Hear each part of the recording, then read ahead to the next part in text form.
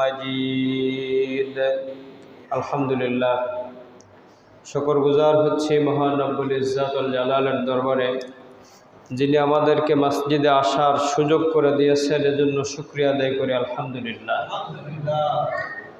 দুরূদ ও সালাম বর্ষিত হোক নবী মুহাম্মদুর রাসূলুল্লাহ সাল্লাল্লাহু আলাইহি ওয়াসাল্লাম, তার পরিবার পরিজন এবং সমস্ত সাহাবায়ে কেরাম রিদওয়ানুল্লাহি তাআলা আলাইহিম আজমাইনের উপর। সম্মানিত হাজিরিন, 1444 হিজরি সনের আরবি বছরের শেষ মাস জিলহজ মাসের আজকে হলো 4 তারিখ। তো জিলহজ মাসের 10 তারিখ আমরা কুরবানি করে থাকি।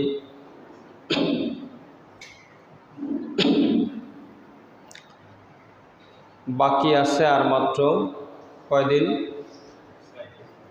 আজকে 4 তারিখ হলে কয়দিন বাকি আছে?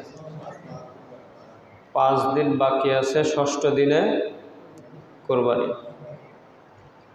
তো এই যে 5 দিন বাকি আছে, এই 5 দিনে আমাদের করণীয় কি, বর্জনীয় কি, সেইটা সম্পর্কে একটু আলোচনা করার জিনিস আমরা জানি, বর্জনের জিনিস আমরা জানি, কিন্তু বিষয় হয়েছে আমরা মানি না। এই দিনগুলোর সবথেকে বড় আমল ছিল হচ্ছে হজে যাওয়া। কোথায় যাওয়া? হজে যাওয়া। আমরা কোনো কারণবশত যেতে পারিনি। সামনের দিনগুলো আরও সংকীর্ণ হবে, যখন ইচ্ছা থাকলেও মানুষ হজে যেতে পারবে না। একটা মানুষের উপর কখন হজ ফরজ হয় এইটাও আমরা জানি না। হজ ফরজ হয় যার পরিবারে হজের মৌসুমের যত খরচ, এই খরচগুলি মেটানোর পরে অতিরিক্ত টাকা থাকে, তখন তার উপরে হজ ফরজ হয়ে যায়। যদি কারোর নগদ অর্থ না থাকে, জমি থাকে, অন্য কোনো সম্পদ থাকে, যেটা বিক্রি করে দিলে তার 1 বছর সামনে চলার জন্যে, যদি আল্লাহ পাক বড় কোনো বিপদ না দেয়, সাধারণ হিসাবে অভাব আসবে না, তাহলে সেই সম্পদগুলো বিক্রি করে হলেও হজ করা, বুঝে আসছে? এটা তার উপর হজ ফরজ হয়ে যায়। সম্মানিত হাজিরিন, আল্লাহ সুবহানাহু ওয়া তাআলা সূরাতুল হজ্জের মধ্যে জন্য বলছেন লিয়াশহাদু মানাফিআ লাহুম, তাদের জন্য যে কল্যাণ রাখা হয়েছে সেই কল্যাণের তারা সাক্ষী হবে। কি হবে বলেন? কল্যাণের। বলেন কি হবে? কিসের সাক্ষী হবে? কল্যাণ কি জিনিস? ভালো কাজ কল্যাণ। কল্যাণ কি জিনিস এইটা আমরা বুঝি না। যদি বলি কল্যাণ কি জিনিস, আপনারাও যেমন উত্তর দিচ্ছেন, বহু মানুষ এমনই উত্তর দেবে। আসলে কল্যাণ হচ্ছে সফলতা। কল্যাণ কি বলেন? সফলতা। এই সফলতা কি এইটা আমরা জানি না। যাই হোক, আজকে আমরা জীবনের শুরু থেকে স্বপ্ন বহন করে নিয়ে আসছি যে আমি শহরের অমুক জায়গার মধ্যে একটা জমি কিনব, কিনে একটা বিলাসবহুল বাড়ি করব, অথবা থাকার মতো একটা জায়গা করব। এমন স্বপ্ন আমাদের আছে না নাই? আছে। এই স্বপ্ন দেখার পরে, সব কিছু করার পরে দেখা যায় যে আমরা ঋণ হয়ে যায় না? জমি কেনার পরে, বাড়ি করার পরে ঋণ হয়ে যায়। তখন পরবর্তী কিছু দিন তার জন্য চলা মুশকিল হয়ে যায়। তো জীবনের পুঞ্জীভূত অর্থ, সঞ্চয়িত অর্থগুলো শেষ হয়ে গেছে, এখন কষ্ট হচ্ছে। এইটার নাম সফলতা না। এটার নাম কি না? জীবনের স্বপ্ন ছিল অমুক জায়গায় বাড়ি করব, সেটা হয়েছে, এইটার নাম কি না বলেন? সফলতা না। জীবনের স্বপ্ন ছিল আমি আমার ছেলে মেয়েকে ডাক্তার বানাবো, ইঞ্জিনিয়ার বানাবো, এই বানাবো, সেই বানাবো, পরে যে শেষ জীবনে সুখ করব। সবার কপালে সুখ এমত অবস্থায় আসে না, আসে? আসে না। বেশিরভাগ আসে না কম আসে? বেশিরভাগ আসে না, এটা বুঝতে হবে। সম্মানিত হাজিরিন, দুনিয়াতে তার কষ্ট এসে যায়, আর নিজের অর্জিত অর্থগুলো সুন্দর জায়গায় ব্যয় করতে না পারার কারণে মরার পরে কি হবে? দুনিয়াতে তো একটা কষ্ট আসছেই, মরার পরে কি হবে? আখেরাতে সুখ পাওয়া যাবে নাকি? আল্লাহ ভালো জানে। তবে সাধারণ বিচারে আখেরাতের সুখও কি হবে? ধ্বংস হবে। কিন্তু আল্লাহ তাবারক ওয়া তাআলা বলতেছেন যে না, তুমি যদি এই জায়গায় তোমার জীবনের সেই শুরু থেকে হাঁটি হাঁটি পা পা করে সঞ্চয় করতে, যে আমি একটু আল্লাহর ঘর জিয়ারত করতে যাব, হজ করতে যাব, তাহলে তোমার জন্য দুইটা সুসংবাদ শোনো। কয়টা সুসংবাদ? দুইটা সুসংবাদ। আগে কবরেরটা বলবো না দুনিয়ারটা বলবো? আগে দুনিয়ারটা দরকার না? আল্লাহ নবী সাল্লাল্লাহু আলাইহি ওয়াসাল্লাম ঘোষণা দিছেন, ভালো করে শুনবেন। কে ঘোষণা দিছে? এটা তো আর ঠিক হবে না, সব সময় হবে না, মাঝে মধ্যে হবে? সব সময় ঠিক হবে। এই বিশ্বাস যদি না থাকে তাহলে আমার ঈমান নেই, এটুকু মনে রাখবেন। আল্লাহ নবী বলছে, যিনি আল্লাহর জন্য হজ করে, কার জন্য? না সেলফি তোলার জন্য, মানুষে দেখানোর জন্য? এখন বললে খারাপ শোনা যাবে, বললে খারাপ শোনা যাবে, কিন্তু কিছু খারাপ আছে বলা দরকার, সতর্ক করার জন্যে। নাম নিচ্ছি না, বুঝলে বুঝবেন, না বুঝলে কিছু করার নেই। আমাদের দেশের অনেক বড় বড় নামি দামি ইউটিউবার বক্তা আছে, হজের সময় হজে যায় আর বিভিন্ন জায়গার ছবি ভিডিও করে, সেলফি তুলে এইগুলো পোস্ট করে, আর পরে এসে ওইটাই হয়েছে তার বিজনেসের একটা অ্যাড, প্রচার। এটা মানুষকে দেখায়, ওই জায়গা বসেই লাইভ করে, ভিডিও বানায়, এগুলি ছাড়ে, যাতে কেউ যদি হজে যেতে চায় তাহলে তার ফ্যান যারা আছে তারা তার সাথে হজে যায়। আর ট্রাভেল ব্যবসা খুব সুন্দর ব্যবসা, বুঝে আসছেন? দেখ আল্লাহ হেফাজত করুক। এই জন্যে হজ হতে হবে কার জন্যে? নবীজি বললেন, যদি কেউ আল্লাহর জন্যে হজ করে এবং আল্লাহর জন্য উমরা করে, দুইটা কথা মনে রাখবেন। যদি কেউ আল্লাহর জন্যে হজ করে, আল্লাহর জন্যে উমরা করে, তার কপাল থেকে, ভালো করে বুঝবেন, আল্লাহর নবী বলছে তার কপাল থেকে দারিদ্রতা আল্লাহ পাক মুছে দেবে। সে দুনিয়াতে যতদিন থাকবে কোনোদিন গরিব হবে না। কি হবে না? গরিব হবে না সে। কথা বুঝাতে পারছি? কে বলছে এই কথা? আল্লাহর নবী বলছে। আমরা লক্ষ লক্ষ টাকা খরচ করে বিভিন্ন দেশের বিভিন্ন টাওয়ার দেখতে যাই, বিভিন্ন ভবন দেখতে যাই, বিভিন্ন দেশের সমুদ্র সৈকতে বেড়াতে যাই, টাইটানিকও দেখতে যায় অনেকে, তাই না? অথচ এই টাকাগুলি খরচ করে যদি আল্লাহর ঘর জিয়ারত করে আসতো, পৃথিবীর জমিনে আল্লাহর ঘরের থেকে সুন্দর কোনো ঘর আছে? ওই এলাকার পরিবেশের মতো সুন্দর কোনো পরিবেশ পৃথিবীতে আছে? পৃথিবীর যত দামি ফল হোক না কেন, সেটা পাওয়া যায় কোথায়? মক্কাতে পাওয়া যায়। পৃথিবীর সব থেকে দামি আতর, সেন্ট কোথায় পাওয়া যায়? মক্কাতে পাওয়া যায়। কি লাগবে? আল্লাহ সুবহানাহু ওয়া তাআলা ইব্রাহিম আলাইহিস সালামের দোয়া কবুল করে সব এনে ওই জায়গায় ঢুকায় রাখছে। পৃথিবীর কোনো জায়গায় তুমি যা না পাবা তা কোথায় পাবা? এমনকি কাবার চত্বরে যে পাথরগুলো আছে, যেগুলি রোদের সময় ঠান্ডা হয়, কি হয়? ঠান্ডা হয়। এই পাথরগুলি আর কোথাও পাওয়া যাবে না। পৃথিবীতে একটা মাত্র পাহাড় ছিল, যে পাহাড়ের পাথরগুলোর এই অবস্থা ছিল, সেই পাথরগুলো এনেই ওই জায়গায় লাগানো হয়েছে। ওই পাহাড়ে এখন আর পাথর নেই। এই জন্যে পৃথিবীর যত দামি জিনিস আছে কোথায় আছে? আল্লাহ পাক সব নিয়ে তার ঘরের কাছে জমা করে রাখছে।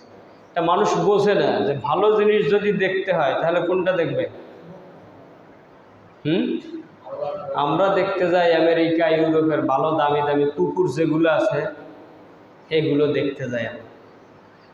নাউযুবিল্লাহি মিন যালিক। আল্লাহ পাক হেফাজত করুক, বলুন আমিন।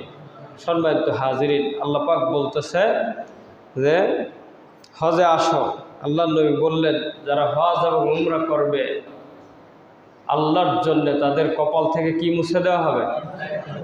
দারিদ্রতা মুছে দেওয়া হবে। আপনার অভাব হয়েছে, আপনি এ জায়গায় সে জায়গায় তদবির করতেছেন, দৌড়ঝাঁপ করতেছেন, ব্যবসায়ের জন্য অ্যাড দেওয়ার জন্য লক্ষ লক্ষ টাকা খরচ করতেছেন। আপনার অ্যাড দেওয়া লাগবে না তো?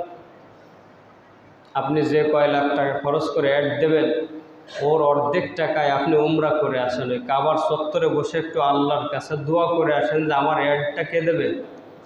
তুমিই দাও, আমার অ্যাডটা তুমিই দাও। দোয়া যদি কবুল হয়ে যায়, অ্যাড দিয়ে মানুষের ক্ষতি করে গুনাহ না করে সওয়াবও হইল, আল্লাহর ঘরও দেখা হইল, আর কি ব্যবসাও হইল।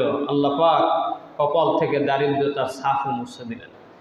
সম্মানিত হাজিরিন, এরপর আল্লাহ পাক বললেন ওয়াযকুরু ইসমাল্লাহি ফি আইয়ামিন মালুমাত, এই দিনগুলোতে, নির্দিষ্ট দিনগুলোতে তোমরা জিকির করবা। কি করবা?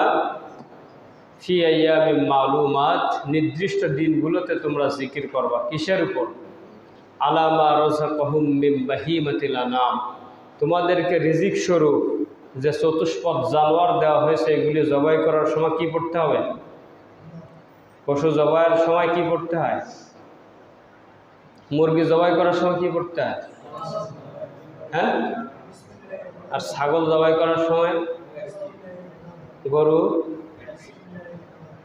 এইগুলি জবাই করে খাওয়ার উদ্দেশ্যে যখন জবাই করা হয় তখন বিসমিল্লাহি আল্লাহু আকবার পড়তে হবে।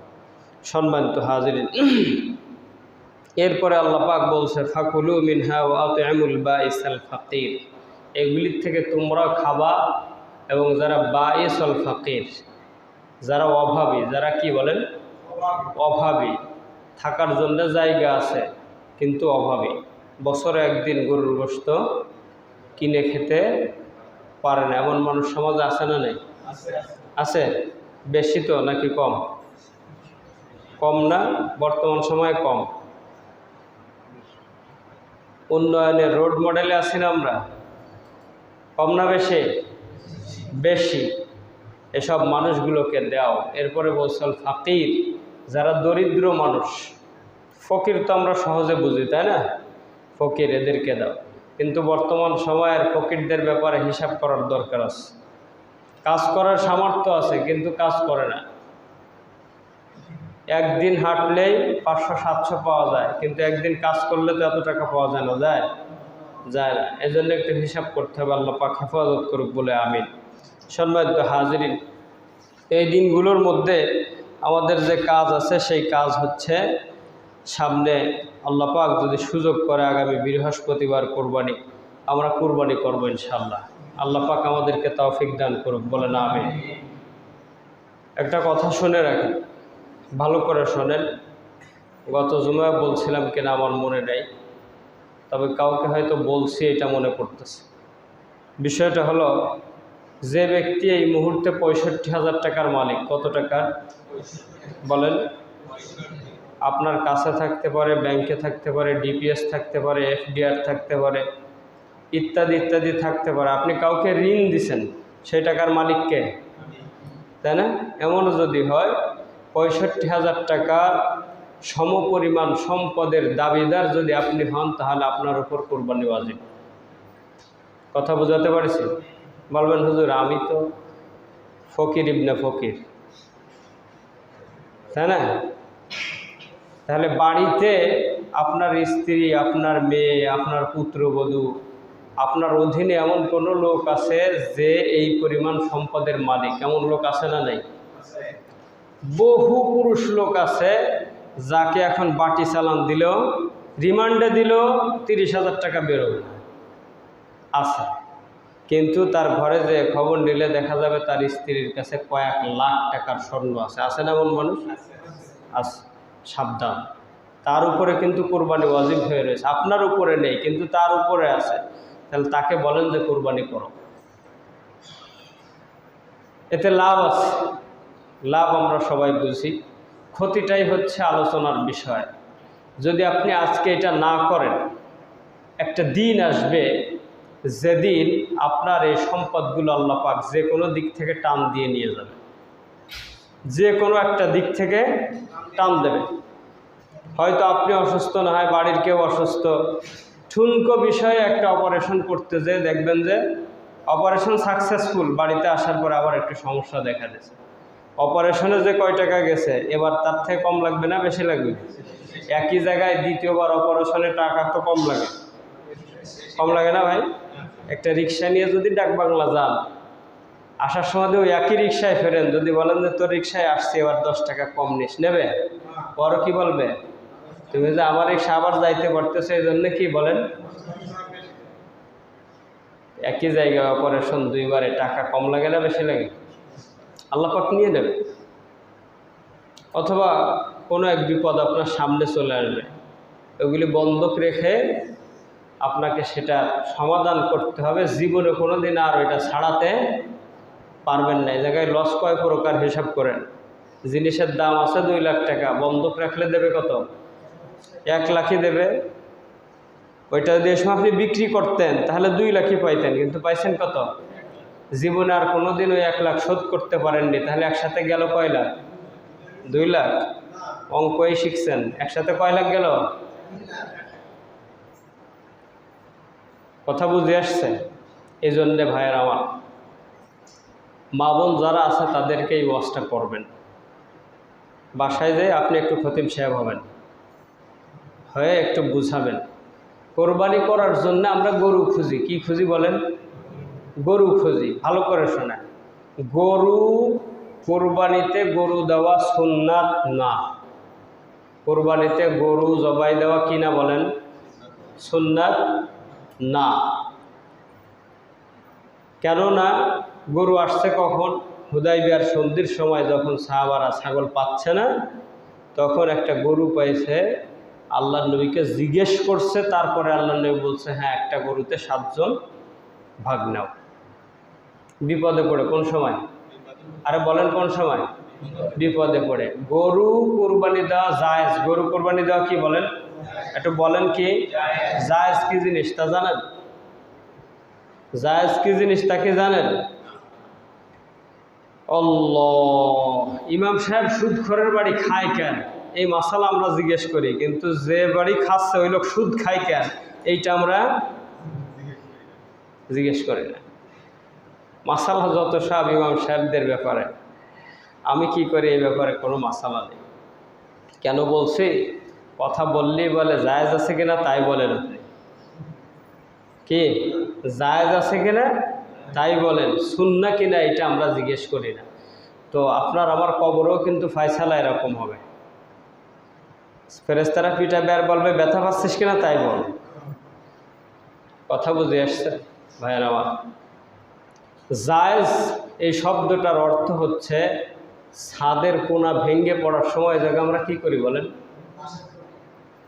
একটা বাঁশ কোন জায়গার থেকে আনি? কিনে আনি না পাশে যেটা ফালানো আছে সেটা লাগাই? ওই যে বাঁশটা, এই বাঁশটার নাম হচ্ছে জায়েজ।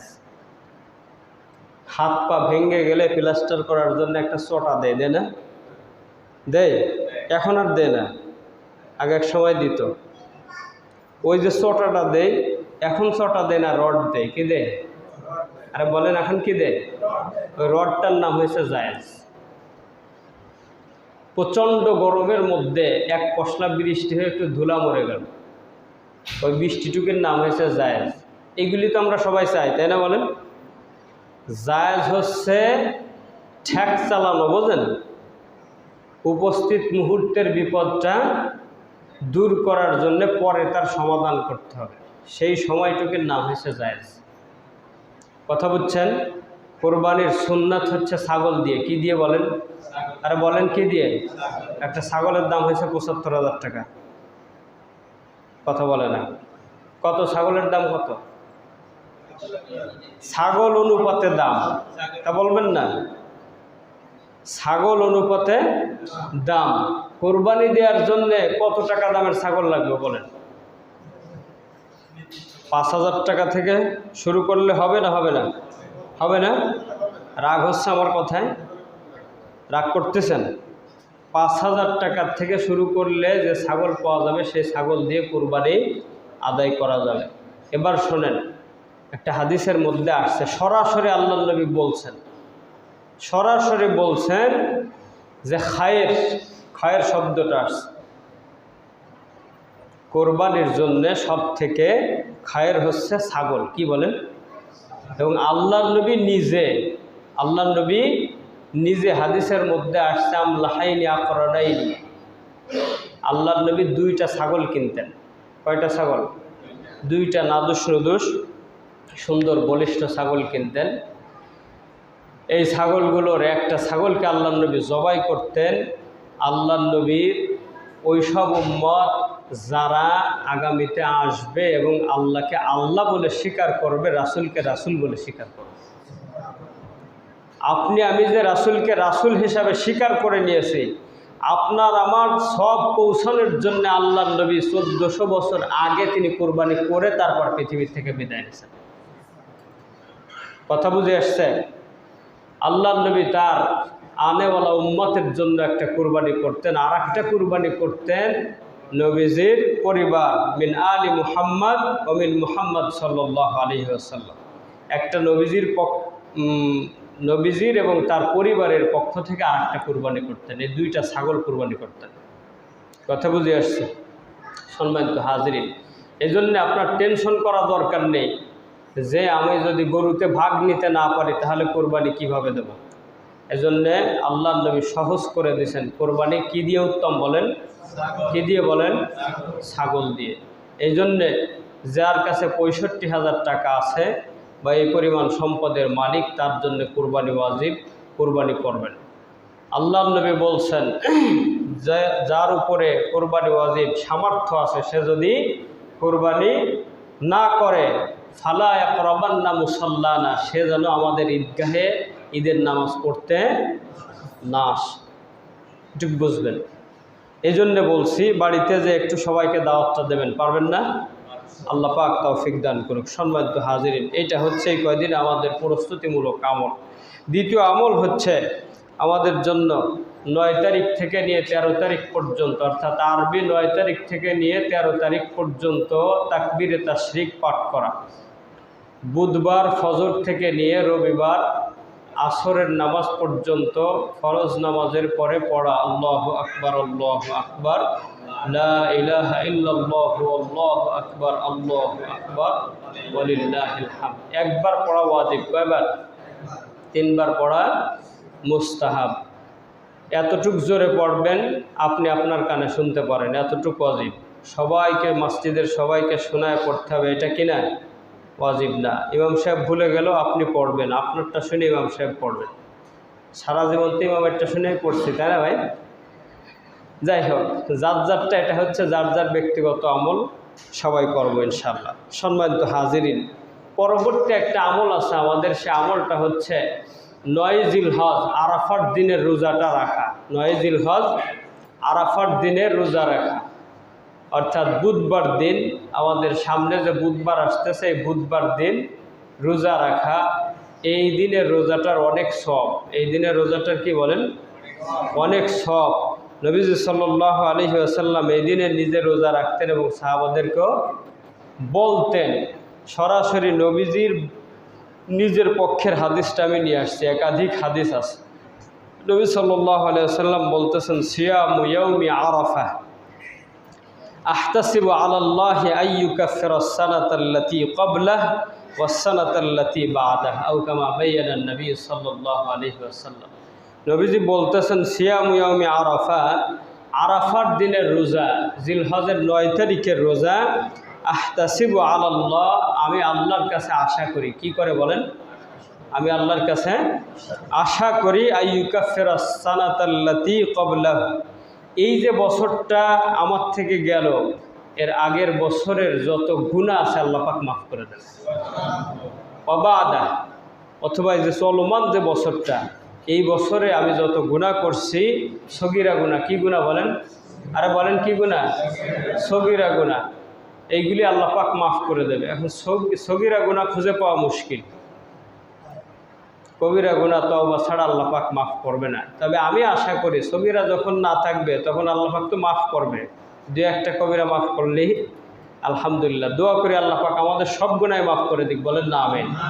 সম্মানিত হাজিরিন, নবীজি বললেন আইয়ুকাফির আসসানাতাল্লাতী ক্বাবলা, পূর্বের বছর ওয়াসসানাতাল্লাতী বাদা, আগামী যে বছর আসতেছে এই বছরের গুনাহ আল্লাহ পাক মাফ করে দেন। অন্য হাদিসে আসছে সুইলা রাসূলুল্লাহ সাল্লাল্লাহু আলাইহি ওয়াসাল্লাম সিয়ামা ইয়াউমি আরাফা, নবী সাল্লাল্লাহু আলাইহি ওয়াসাল্লামকে আরাফার দিনের সিয়াম রোজা সম্পর্কে প্রশ্ন করা হলে নবীজি বললেন আল্লাহ পাক যে ব্যক্তি এই দিনে রোজা রাখবে তার পূর্বের এক বছর আর পরের এক বছরের গুনাহগুলো মাফ করে দেবেন। সম্মানিত হাজিরিন, এজন্য আমাদের আগামী বুধবার দিনের আমল হচ্ছে আমরা বুধবার দিনে রোজা রাখবো, বুধবার দিনে আমরা রোজা রাখবো। সম্মানিত হাজিরিন, আর 9 তারিখ ফজর থেকে নিয়ে 13 তারিখ আসর পর্যন্ত, বুধবার থেকে নিয়ে রবিবার পর্যন্ত আমরা তাকবীরে তাশরিক পাঠ করব। আল্লাহু আকবার, আল্লাহু আকবার, লা ইলাহা ইল্লাল্লাহু, আল্লাহু আকবার, আল্লাহু আকবার, ওয়ালিল্লাহিল হামদ। এইটা হচ্ছে এই সময়কার আমাদের সবথেকে দামি আমল। সম্মানিত হাজিরিন, অন্য হাদিসের মধ্যে আসছে যে খয়রুদ দুআই দুআউ ইয়াউমি আরাফা, সব থেকে উত্তম দোয়া হচ্ছে আরাফার দিনের দোয়া। কোন দিনের দোয়া? সব থেকে উত্তম দোয়া হচ্ছে কোন দিনের দোয়া? আরাফার দিনের দোয়া, অর্থাৎ 9 তারিখ আমাদের সামনে যে বুধবার আসতেছে এই দিনের দোয়া। এই দিন তো আমরা সবাই থাকবো হচ্ছে যার যার কুরবানির পশু কেনায় ব্যস্ত, সমস্যা নেই। এই দিনে দোয়া আল্লাহ পাক কবুল করবেন, এই জন্য এই দিনে দোয়া বেশি করা। কি করা বলেন? বেশি বেশি দোয়া করা। এই জন্য 5 ওয়াক্ত ফরজ সালাতে উপস্থিত হওয়া, নামাজের পরে যে সময় দোয়া কবুল হয় সেই সময় দোয়া করা, অন্য সময়েও সুযোগ বুঝে একটু দোয়া করা। এই দিনে কথা কম বলা। কথা কি বলা বলেন? বলেন কি বলা? কম বলা। কি বেশি বলা? দোয়া বেশি করা। কি বেশি করা? দোয়া বেশি করা। এজন্য আপনার মনের যা চাওয়া পাওয়ার আছে এগুলো বেশি বেশি চাইবেন, এগুলি বেশি বেশি আরে বলেন চাইতে হবে আল্লাহ পাকের কাছে। সাথে সাথে নবী সাল্লাল্লাহু আলাইহি সাল্লামের কাছে সাহাবারা আর একটা কথা জিজ্ঞাসা করে রাখছে, ওগো আল্লাহর রাসূল, সেদিন আমরা কি দোয়া করব? সেদিন আমরা কি দোয়া করব? এই দিনও একটা দোয়া আছে, মাঝে মধ্যে মনে পড়ে ভাই, প্রায় বলি আপনাদেরকে, অনেকেই রাগ হন, কিন্তু কিছু করার নেই। আমি যদি এই কথাটা না বলি তাহলে আমার উপর রাগ না হয়ে আপনারা খুশি হতেন। এটা আমার জন্য ভালো ছিল না খারাপ ছিল বলেন? আরে যে বিষয়ে আপনারা আমার উপর খুশি হবেন এটা আমার জন্য ভালো না খারাপ? আমার জন্য খারাপ না? বুঝে বলেছেন? এমন একটা বিষয় আমি আপনাদেরকে বললাম যেটাতে আপনারা আমার উপর খুশি হলেন, এইটা আমার জন্য ভালো না খারাপ? আমার জন্য ভালো। কিন্তু সেই কথাটা বারবার বলে বলে আপনাদেরকে রাগাই কিসের জন্য? আপনাদের ভালোর জন্য। কার জন্যে? আপনাদের ভালোর জন্য। কেন বলছি? আমাদের অনেক কাজ আছে যেইগুলি নিয়ে সমাজে অনেক প্রশ্ন আছে। অমুক হুজুর এই করে কেন, অমুক হুজুর এই করে না কেন, করলে সমস্যা কি, অমুক তো করে তমুক করে, অমুক করে না তমুক করে না, হুজুর করলে সমস্যা কি, না করলে সমস্যা কি, প্রশ্ন আছে না নেই? আরে ভাই, আল্লাহর নবীর 23 বছরের জীবনে উম্মতের জন্যে যে জিনিস কল্যাণকর এমন কোনো সূচের আগা সমপরিমাণ জিনিস আল্লাহর নবী ছেড়ে যাননি যা বলেন। এবং যে জিনিস আল্লাহর নবীর উম্মতের জন্য ক্ষতিকর এমন কোনো ছোট জিনিস নেই যেটা আল্লাহর নবী বলে যান। অবস্থাটা এমন, মানবিক দুর্বলতার কারণে যদি আল্লাহর নবী কোনো বিষয় বলতে দেরি হয়ে গেছে, সেটা সাহাবারা আরও বেশি অ্যাক্টিভ ছিলেন, সক্রিয় ছিলেন, তারা আগের থেকে জিজ্ঞেস করে রাখছে। আরও আগের থেকে কী করছে?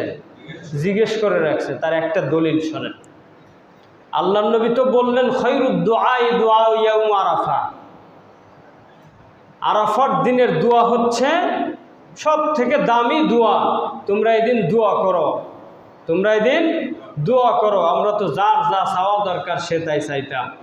তারপরেও আল্লাহ নবীর সাহাবারা আবার একটু আগ বাড়িয়ে জিজ্ঞেস করেছে, ওগো আল্লাহ রসুল, ওই দিন আমরা কি দোয়া করব? আল্লাহ নবী তো বলে দিছে দোয়া করো, তারপরেও বলতেছে। সাহাবারা কেমন মানুষ ছিল, আল্লাহ নবীর থেকে আরও একটু শুনতে চাইছে যে আসলে এই দিন কোন দোয়াটা আল্লাহ নবী নিজে ইচ্ছা করতেছে সেইটাই আমরা করব। কথা বুঝছেন? আল্লাহ নবী কোনটার প্রতি আশা করতেছে আমরা সেই দোয়াটাই করব। নিজেদেরটা তো করবই, তারপরেও আল্লাহ নবীর মতো মানুষ তিনি যে দোয়াটা করবে সেইটা দামি না আমারটা দামি? সেইটাই দামি। এই জন্য সাহাবার আবার জিজ্ঞেস করলেন, ওগো আল্লাহ রসুল কি দোয়া করব? আল্লাহ নবী বললেন তুমি বেশি বেশি পড়বা লা ইলাহা ইল্লাল্লাহু ওয়াহদাহু লা শারীকা লাহু লাহুল মুলকু ওয়া লাহুল হামদ ওয়া হুয়া আলা কুল্লি শাইইন কাদির। আমার সাথে দুই একবার পড়েন, লা ইলাহা ইল্লাল্লাহু ওয়াহদাহু লা শারীকা লাহু লাহুল মুলকু ওয়া লাহুল হামদ ওয়া হুয়া আলা কুল্লি শাইইন কাদির। অনেক বড় না দোয়াটা ভাই? হ্যাঁ, আপনারা বলছেন কিন্তু ছোট, এজন্য এটা শিখা সহজ না কঠিন? আল্লাহ পাক আমাদের সকলকে এটা শিখা এবং আমল করার তৌফিক দান করুক, বলো না আমিন। সম্মানিত হাজিরিন, এইটা ছিল হচ্ছে আমাদের এই কয়েকদিনের সংক্ষিপ্ত একটা আমল। এই জন্য আমরা আমলগুলো করব এবং আল্লাহ পাকের কাছে বাকি দিনগুলো আমরা বেশি বেশি দোয়া করতে থাকবো। আল্লাহ পাক যেন আমাদেরকে কুরবানির দিনের সব থেকে দামি আমলটা হচ্ছে কুরবানি করা, এই কুরবানি করে আল্লাহ পাক আমাদের নিজেদের জীবনের গুনাহগুলো মাফ করানোর তৌফিক দান করেন। কারণ আল্লাহ নবী সাল্লাল্লাহু আলাইহি ওয়াসাল্লাম ফাতেমা রাদিয়াল্লাহু তাআলা আনহাকে ডাক দিয়ে বলছে, ইয়া ফাতিমা কুমি ফাশহাদি ইলা উদহিয়াতিক ইলা আখিরিল হাদিস। নবীজি ফাতেমা রাদিয়াল্লাহু তাআলা আনহাকে ডেকে বলতেছে, ওগো ফাতেমা ওঠো, তোমার কুরবানি করো। কারণ তুমি যখন কুরবানি করবে, এই পশু জবাই করলে পশুর শরীর থেকে প্রথম যে রক্তটা বের হবে, আউয়ালু কাতরাতিন মিনাদ দাম, এইটা জমিনে পড়ার আগে আল্লাহ পাক তোমার গুনাহগুলো মাফ করে দেবে। আল্লাহ পাক আমাদেরকে দামি আমলগুলো করার তৌফিক দান করুক। আমা আলাইনা ইল্লাল বালাগ। যারা সুন্নাত পড়েন সুন্নাত পড়েন।